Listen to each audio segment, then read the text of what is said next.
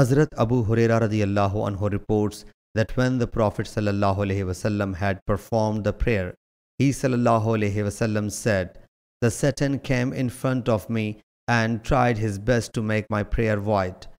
Allah Jalla Jalaluhu granted me domination over him, so I knocked him down and intended to fasten him to a pillar, in order that when you all come in the morning, you might see it."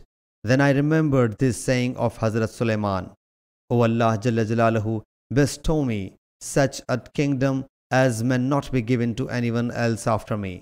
So Allah Jalla Jalaluhu, after disgracing him, dismissed him.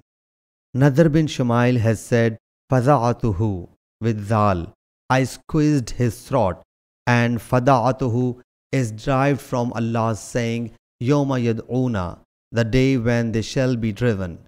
Surah Tur, verse 13. And he was dismissed. And the correct word is Fada'atuhu with a double ain and a double te. Sahih Bukhari, Hadith number 1210.